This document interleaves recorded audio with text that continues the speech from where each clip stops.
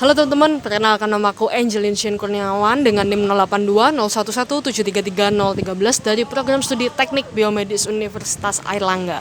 Nah, kali ini aku lagi di depan Universitas Airlangga nih teman-teman. Tapi namanya ada yang beda ya teman-teman. Bener banget teman-teman, karena aku berada di Sikia Unair atau Sekolah Ilmu Kesehatan dan Ilmu Alam yang terletak di Banyuwangi, Jawa Timur. Nah, jadi Sikia ini setingkat dengan fakultas ya teman-teman, dan saat ini Sikia memiliki 3 program studi, yaitu S1 Kesehatan Masyarakat, S1 Kedokteran Hewan, dan juga S1 Aquakultur. Nah, wah keren banget di Sikia nih teman-teman ya. Oleh karena itu, pastinya Universitas Airlangga yang terletak di pusat yaitu Surabaya jauh lebih keren. Penasaran teman-teman? Yuk cek video ini. Universitas Airlangga bersama dengan perguruan tinggi terbaik di Indonesia berkembang dan bertumbuh bersama untuk menciptakan iklim akademis yang positif. Sesuai dengan visi dari Universitas Airlangga untuk menjadi universitas yang mandiri, inovatif, dan terkemuka baik di tingkat nasional maupun internasional sebagai salah satu universitas terbaik di Indonesia, Universitas Airlangga memiliki tanggung jawab untuk berperan lebih dalam pengembangan global. Tanggung jawab ini ditunjukkan dengan usaha untuk mengembangkan kualitas pendidikan menuju ke standar global, untuk meningkatkan performa dari penelitian dan inovasi, dan tentunya dengan melakukan pengabdian masyarakat. Semua usaha tersebut tentu berlandaskan pada moto Universitas Airlangga, Excellence with Morality. Moto yang berperan sebagai fondasi dari berbagai elemen dalam akademis Universitas Airlangga untuk mencapai peradaban yang adil dan beradab. Wah keren banget ya teman-teman ya. Nah, for your information nih, Universitas Airlangga adalah perguruan tinggi negeri pertama di Indonesia yang membuka program studi teknik biomedis. Wah keren banget ya teman-teman. Memang nampaknya agak asing ya, karena memang program studi ini cukup baru di Indonesia dan belum banyak orang yang mengetahui. Oleh karena itu, saya akan melakukan social experiments dan juga wawancara dengan teman-teman yang ada di Sikia. Kemudian saya juga akan wawancara oleh teman-teman yang ada di salah satu SMA negeri, yaitu yang terletak di samping Sikia persis, yaitu SMA Negeri 1G di Banyuwangi, untuk menguji kepengetahuan mereka mengenai program studi teknik biomedis dan juga khususnya salah satu aplikasinya yaitu di bidang modalitas citra. Penasaran? Simak videonya sampai akhir. Oke, halo semuanya. Sekarang aku sudah di SMA Negeri 1 Giri Taruna Bangsa, yaitu salah satu sekolah di Banyuwangi di samping Sikia Unair. Nah, ini sekarang aku udah sama teman-teman dari SMA Negeri 1 Giri. Mungkin bisa perkenalan satu-satu sama nyebutin kelasnya ya. Hai, namaku Ati Tri Aprilianti. Sekarang aku duduk di kelas 12 SMA.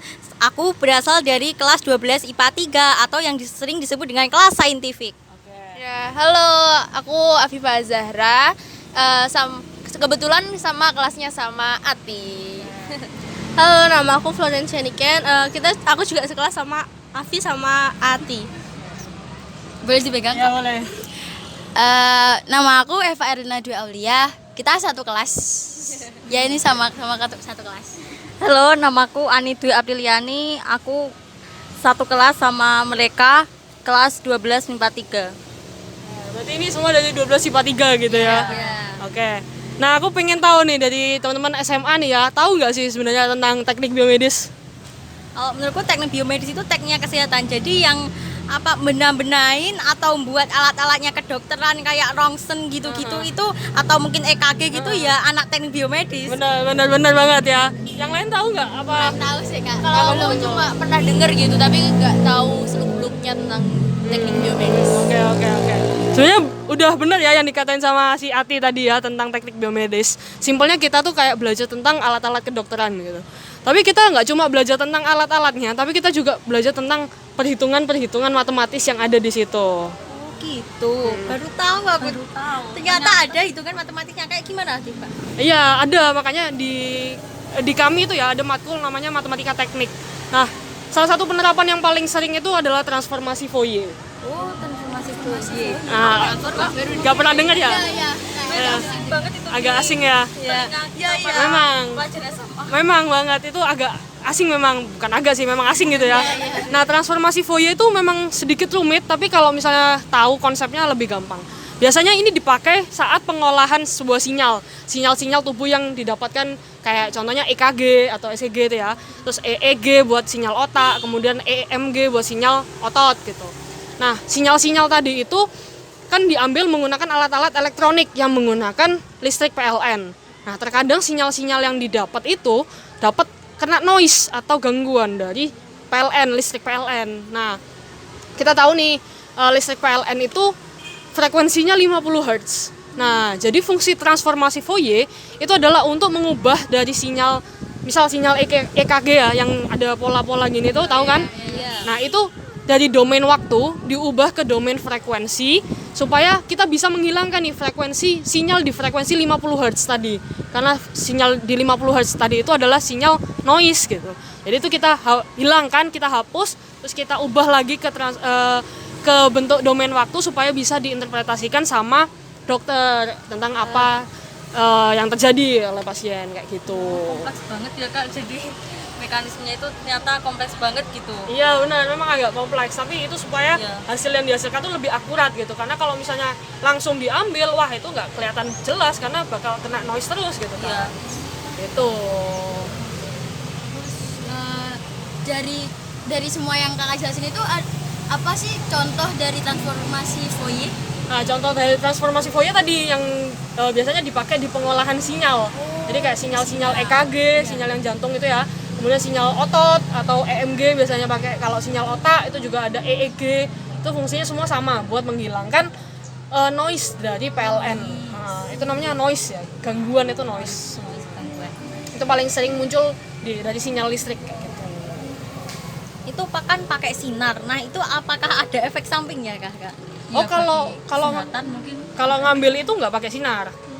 Jadi kalau EKG itu kan tahu nggak sih ada kayak ditempel-tempel. Nah, itu nggak ada efek samping, dia cuma nempel aja kan, buat namanya elektroda. Jadi ada komponen elektroda yang memang bisa buat menangkap sinyal yang ada di tubuh gitu.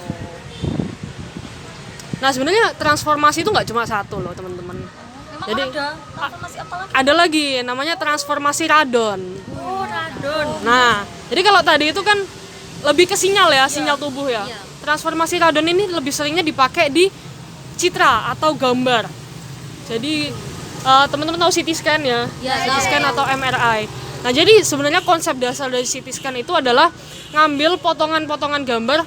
Pertamanya tuh foto 2 dimensi, diambil beberapa kali secara 360 derajat gitu ya, mengitari gitu, hingga nanti kumpulan-kumpulan foto tersebut itu akan digabungkan sehingga menghasilkan gambar 3 dimensi. Seperti yang teman-teman bisa lihat di hasil scan gitu ya, itu 3 dimensi itu hasil dari kombinasi foto 2 dimensi gitu. Tapi ada kalanya dimana kita tuh nggak bisa ngambil 2 dimensi secara utuh gitu, karena ya keterbatasan gitu, mungkin keterbatasan pasiennya lah apa gitu, sehingga dibutuhkan transformasi radon untuk menggabungkan itu semua supaya bisa membentuk gambar 3 dimensi yang lebih utuh, meskipun kita nggak punya semua foto-foto 2 dimensi itu tadi. Jadi itu sebenarnya konsep dari transformasi radon. Nah, jadi biasanya ini transformasi radon tuh banyak digunakan di pengolahan citra, kayak ya tadi CT scan, X-ray dan lain sebagainya kayak gitu. Nah, ini aku punya contoh gambar dari transformasi radon gitu ya, ilustrasinya. Jadi ini kita punya gambar nih, misalnya gambar ya, orang lihat ini ya. Kemudian dia itu akan diubah menggunakan kita ambil kolom dengan dimensi 1. Jadi kita ambil foto ini jadi 1 dimensi, kemudian kita transformasikan Fourier. Jadi transformasi Fourier yang kita ada kaitannya? Ada kaitannya. Jadi transformasi radon ini kayak kaitan dengan transformasi Fourier. Dan tadi aku sempat cerita, nah itu di transformasi Fourier kan, kemudian akan menghasilkan garis horizontal kayak gini, menjadi 2 dimensi.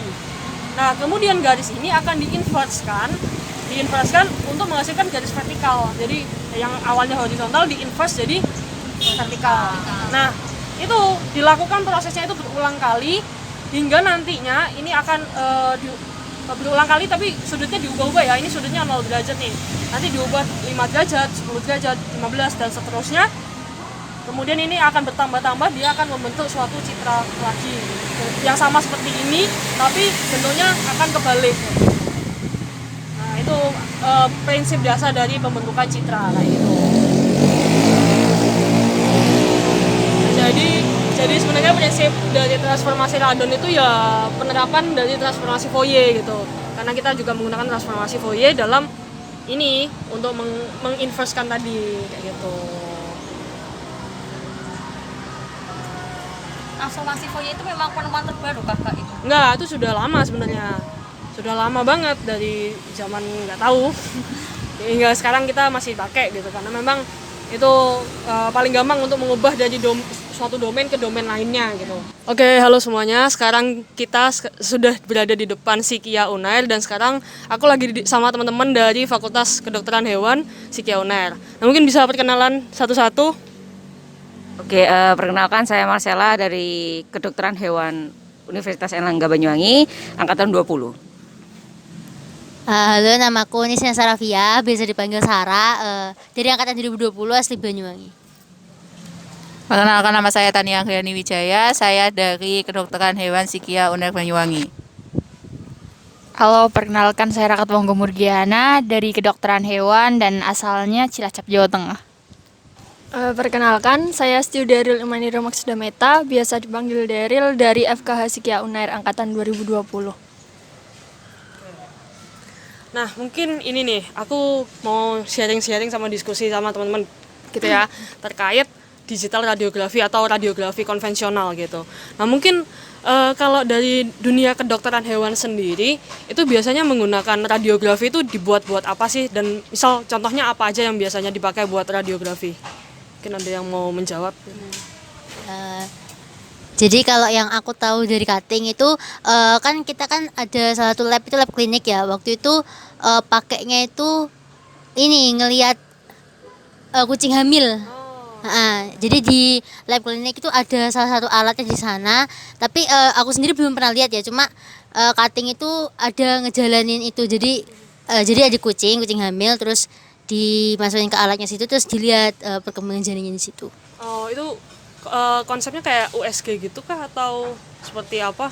Atau ada alat lain seperti itu? Kalau yang aku tahu itu lebih ke X-ray. Jadi kayak cuma lihat osteonya gitu loh, kelihatan itunya aja gitu. Lebih ke situnya sih. Oh, oke, thank you. Mungkin ada yang mau menambahkan gitu. Oke, Mungkin untuk semester 5 ini kami belum mendapatkan untuk radiologi dan USG lain sebagainya itu di semester berikutnya, semester 6 dan 7. Namun beberapa kegiatan juga udah menggait kita para adik-adik semester 5, semester bawah juga untuk melihat bagaimana caranya USG gini-gini. Tapi untuk radiologi dan sebagainya X-ray itu memang kami belum pernah menyentuh. Kalau di sini itu baru ya seperti kucing hamil, terus ada yang misal ada cairan di dalamnya atau kehamilan kebuntingan yang di kambing, cuma seperti itu aja. Kalau untuk lain sebagainya kami mendapatkannya dari program-program webinar, seminar seperti itu. Untuk perkuliahannya sendiri kami belum dapat sih, itu aja. Oh, oke. Nah, ini mungkin yang jadi pertanyaan teman-teman juga nih ya. Kalau misalnya alat radiografi buat manusia itu kan kita tahu nih kayak CT scan, MRI gitu.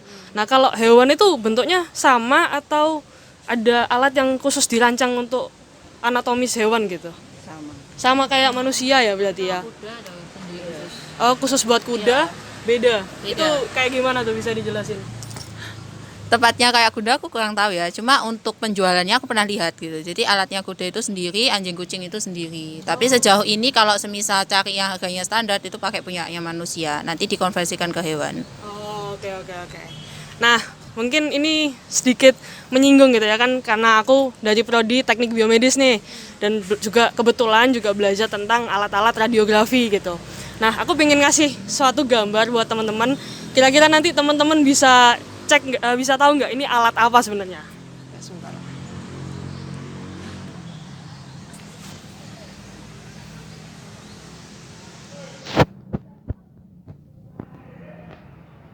Oke, kira-kira tahu nggak ini alat apa?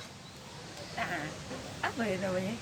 Tahu tapi gak tahu namanya. Iya, tahu tapi nggak tahu namanya. Coba nggak apa-apa, sebutin aja. Apa ya? Masuk terus nggak boleh ada barang-barang apa Ya, pakai bajunya terus benar. X-ray mungkin. Oke, X-ray. Terus ada yang mau jawab? CT scan mungkin. CT scan. Oke, setuju ya CT scan ya? Iya benar teman-teman. Jadi ini tuh gambar CT scan gitu. Nah, ini CT scan yang digunakan oleh manusia gitu. Nah, kira-kira teman-teman tahu nggak? Hingga saat ini ya, sejak CT scan pertama kali dikembangkan, itu sudah ada berapa generasi? 5. Terus ada yang asal aja deh, coba. Belum ada pandangan sih. Belum ada pandangan. Biar kompak. 5 semua ya? Ya solid ya. Oke, sebenarnya nggak beda jauh teman-teman. Ada 8. Wow. Nggak beda jauh, kurang 3. Nah, jadi ada 8 perkembangan CT scan dari awal mula dikembangkan hingga saat ini. Nah, ini aku ada gambar tentang perbedaan-perbedaan dari CT scan tiap generasinya gitu ya. Mungkin aku coba bantu sharing gitu ya ke teman-teman. Nah, jadi agak nggak kelihatan gitu ya. Nah, ini yang pertama, CT scan yang pertama. Jadi dia itu menerapkan prinsip translation dan rotation. Jadi dia itu cuma ada satu detektor dan juga satu tabung X-ray. Nah, tapi kalau bisa dilihat ya, ini kayak satu lingkaran ini ke satu kotak ini ya. Kotak ini adalah detektornya, sedangkan yang lingkaran itu adalah tabung X-ray-nya. Nah, itu kayak dia mengeluarkan sinar kena ke orang, ke tubuh manusia gitu ya, ditangkap oleh detektornya, menghasilkan satu gambar. Kemudian diputar sekian berapa derajat gitu ya, dilakukan scanning lagi, dapat gambarnya, terus diputar lagi sampai full 360. Kemudian nanti itu foto-foto yang telah diambil itu nanti akan digabungkan jadi citra 3 dimensi. Jadi foto yang 2 dimensi tadi digabungkan akan menjadi citra 3 dimensi. Nah, waktu untuk pengambilan satu gambar ini cukup lama, yaitu sekitar 135 hingga 300 sekon. 5 menitan buat satu gambar. Belum, ini kan diputar beberapa kali gitu ya, jadi cukup lama gitu ya. Oke, ada alarm dikit. Oke, nah itu untuk generasi yang pertama. Kemudian di generasi kedua itu hampir sama teman-teman, tapi bedanya adalah jenis detektor yang digunakan. Jadi jenis detektor yang digunakan tuh lebih kayak series gitu. Nah, kalau tadi itu satu lingkaran tuh buat satu kotak gitu ya, ini satu lingkaran bisa 3 kotak. Oh, lebih cepat. Lebih cepat. Jadi sinar X-nya yang dibutuhkan tuh lebih sedikit dan lebih efisien gitu. Tapi basicnya sama, yaitu translation rotation. Jadi setelah mereka dapat gambar diputar lagi, kayak gitu. Nah, itu buat yang generasi kedua. Nah, yang buat yang generasi ketiga ini lebih efisien lagi. Nah, dia detektornya itu bentuknya setengah lingkaran. Nah, kemudian ini sinar X-nya, tabung sinar X-nya cuma satu. Dan nanti dia akan memancarkan sinar ke sini semua. Terus nanti tabung sinar X sama detektornya ini akan muter bersamaan. Jadi dia akan muter mengelilingi tubuh manusianya. Nah, kemudian di generasi keempat itu lebih canggih. Detektornya itu udah bentuk 360 derajat atau biasa dikenal sebagai ring. Sedangkan yang muter itu adalah tabung sinar X-nya. Jadi tabung sinar X-nya yang muter, detektornya diem kayak gitu. Tapi bedanya kalau tadi itu langsung pakai sinar X ya, yang sorry. Oke. Nah, ini ya kayak gitulah, muter. Yang muter tabung sinar X-nya, detektornya diem. Nah, yang di 5 itu lebih canggih. Karena di 5 itu kita nggak pakai sinar X lagi, tapi dia pakai elektron gun. Jadi mengeluarkan elektron dengan kekuatan sekitar 130 kV. Nanti akan dipancarkan mengenai tungsten ring. Nah, nanti dia itu akan hasil pertumbukan antara foton tadi itu dengan tungsten ring akan menghasilkan sinar X, dan itu akan dijadikan sebagai bahan radiasi yang akan mengenai tubuh manusia sehingga dihasilkan citranya ketika terkena oleh detektor yang ada di seberangnya kayak gitu. Lebih aman. Kemudian yang ini yang keenam, di generasi keenam itu manusianya tuh udah tidur gitu ya, terus mejanya tuh bisa sambil jalan gitu. Sedangkan tabung sinarnya itu juga muter. Jadi ketika berbarengan dengan manusianya jalan, tabung sinarnya muter, hasil datanya itu bentuknya spiral kayak gini. Jadi lebih akurat. Kemudian yang ketujuh itu sudah menggunakan multi array detector, sehingga hasilnya itu lebih tebal, kemudian dia juga lebih akurat karena sinarnya itu bisa mengenai lebih banyak detektor kayak gitu. Sedangkan yang di generasi ke-8, generasi terakhir itu sudah menggunakan 2 detektor dan juga dua tabung sinar. Jadi nggak perlu muter kayak yang tadi, jadi ini kayak langsung gitu udah dapat 2 terus nanti tinggal di-combine gitu. Lebih cepat lagi. Ini lebih cepat lagi. Jadi kayak gitu perkembangan dari sinar dari CT scan, khususnya dari generasi pertama sampai generasi ke-8. Kalian penasaran nggak sih gimana caranya suatu CT scan tuh bisa mendeteksi adanya benda di situ? Iya, penasaran banget kan. Bisa gitu ya. Kalau bisa gitu ya. Nah, jadi teman-teman tahu kalau sinar CT scan itu pasti ada sinar X-nya, tabung sinar X-nya buat menghasilkan radiasi gitu kan. Nah, sebelumnya kita bahas dulu tentang radiasi. Sebenarnya apa sih radiasi? Radiasi itu sebenarnya adalah suatu energi yang dipancarkan. Itu bisa berupa foton, bisa berupa elektron gitu ya, yang dapat mengenai suatu materi gitu. Nah, suatu benda ketika dikenai radiasi itu bisa mengalami beberapa proses, bisa eksitasi, bisa ionisasi. Mungkin kalian udah belajar ya di kimia gitu ya. Nah, begitu juga dengan tubuh manusia gitu. Ketika dikenai sinar X atau sinar X-ray gitu ya, tubuh itu bisa mengalami atom-atom yang ada di dalam tubuh itu bisa mengalami eksitasi maupun ionisasi oleh sinar X, karena sinar X itu energinya cukup besar gitu ya. Nah, dan tubuh itu juga ada yang menyerap radiasi, ada juga yang menghamburkan gitu. Nah, radiasi sendiri juga dapat dibagi jadi 2, ada pengion sama non pengion. Udah pernah belajar belum? Ya belum lah kan, tapi cuma tahu aja. Belum ya? Oke. Jadi radiasi pengion ya namanya pengion gitu ya. Dia bisa mengionkan atom yang ditumbuknya atau materi yang ditumbuknya. Nah, ini juga bisa dibagi jadi 2, itu ada radiasi elektromagnetik sama radiasi partikel. Kemudian kalau yang non pengion ya dia simpelnya nggak bisa mengionisasi materi yang dilewatinya, kayak inframerah merah itu nggak bisa, kemudian kayak cahaya tampak itu kan nggak bisa mengionisasi. Nah, kalau sinar X itu termasuk radiasi pengion karena dia bisa mengionisasi gitu kan di tubuh manusia, dan energinya cukup besar sehingga dia bisa kena tubuh, terus tubuh itu juga bisa menyerap radiasi ataupun juga bisa menghamburkan.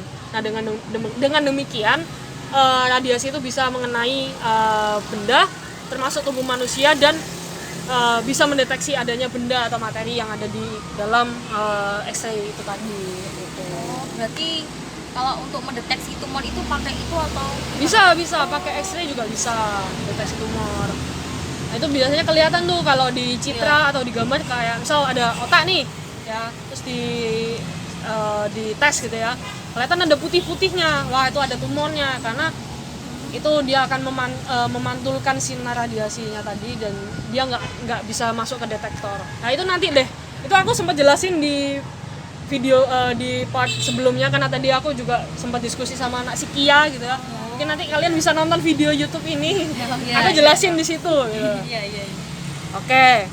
Nah, dalam pemrosesan citra ini juga berlangsung tadi yang aku bilang transformasi radon gitu ya.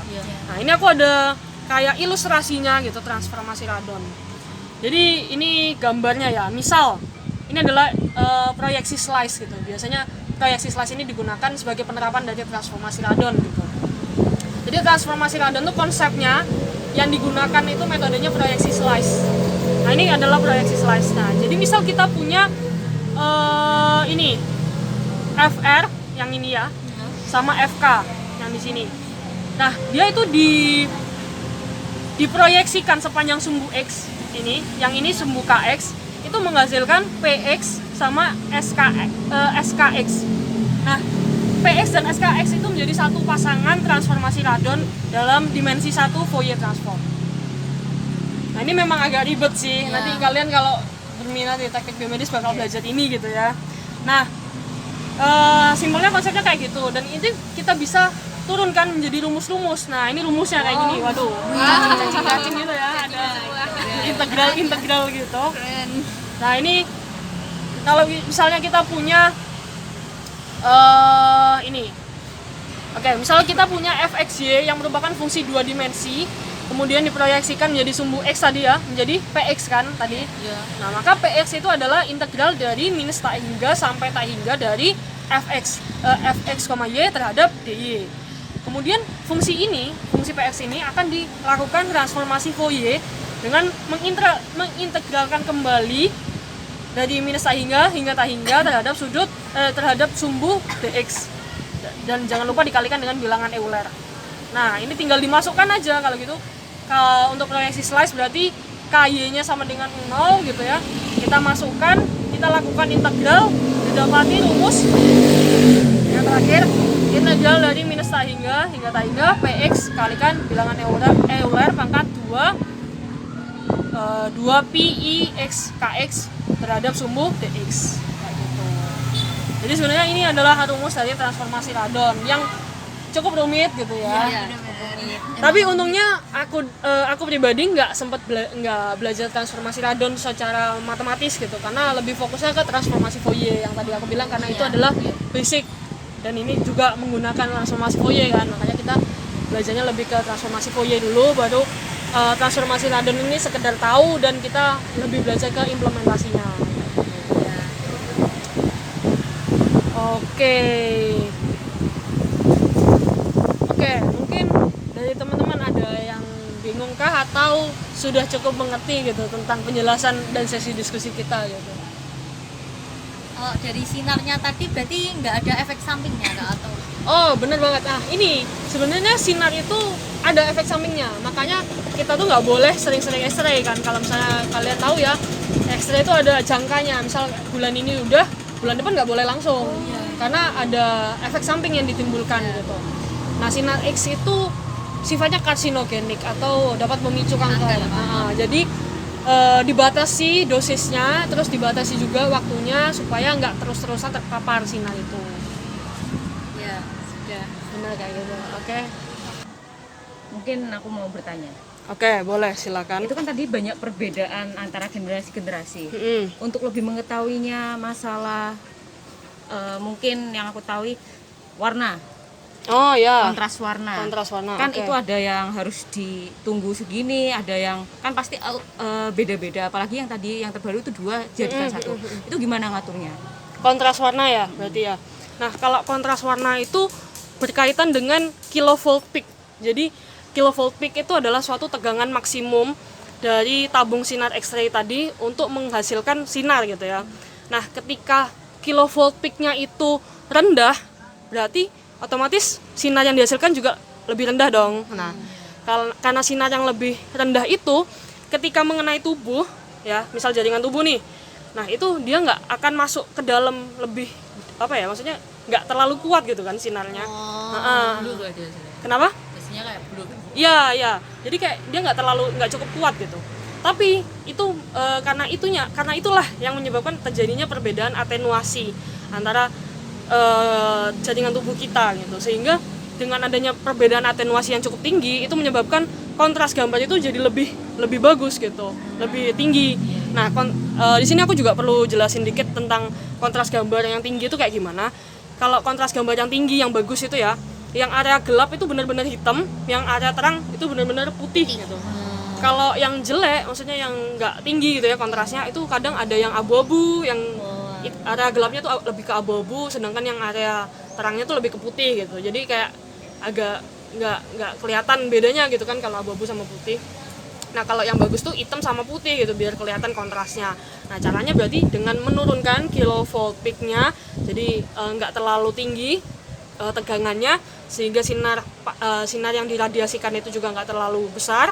Dan dia akan menimbulkan perbedaan atenuasi ketika kena tubuh manusia, sehingga hasilnya itu jauh lebih kontras. Jadi putih kelihatan putih, yang hitam kelihatan hitam, kayak gitu. Nah, itu kurang lebih tentang citra manusia gitu ya, citra hasil dari penggunaan alat CT scan kayak gitu. Oke, mungkin ada yang ingin tanyakan lagi atau sudah cukup? sih buat kita yang masih pemula ini. Oke, sudah cukup ya. Dikit. Oke. Misal ada, kalau di kami kan misal ada cairan, ada satu komponen asing, itu warnanya itu lebih terang kalau nggak salah, lebih terang dan lebih kelihatan gitu loh. Kalau misal di CT scan itu perbedaannya warna aja atau ada bentuk lain gitu? Iya, warna. Ya kayak tadi yang aku bilang kan ada hitam sama putih nih. Misal ya tulang manusia gitu ya. Kalau kita CT scan gitu tulang manusia ada sinar gitu ya, sinar radiasi di bawah itu ada detektor nih misalnya. Ini aku bicara tentang yang konvensional ya, karena biasanya yang basicnya kan dari konvensional. Nah, ketika sinar itu dikenakan ke tubuh manusia, karena tulang kita tuh kan keras banget ya, tulang tuh keras banget. Makanya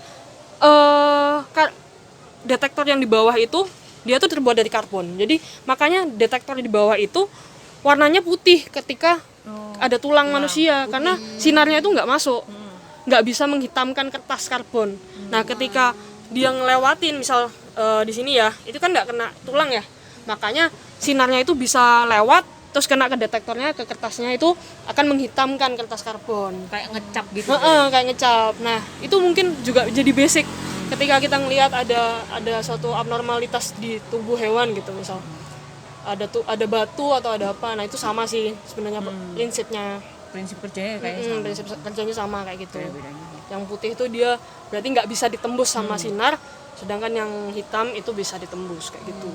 Makanya kelihatan kan kalau misalnya ada batu atau ada tumor gitu, putih gitu kan. Nah, itu dia ada sesuatu nih gitu, makanya nggak bisa ditembus sama sinar kayak gitu.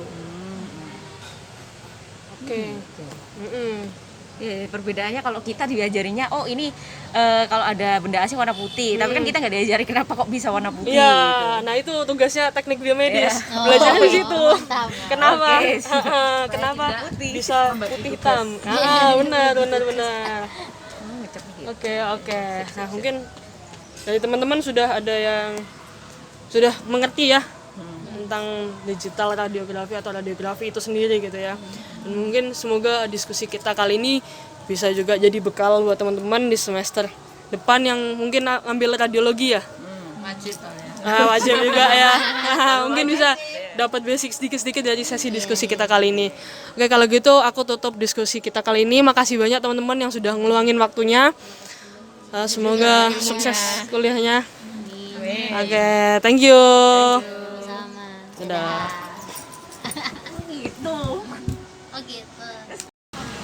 Oke, paham ya?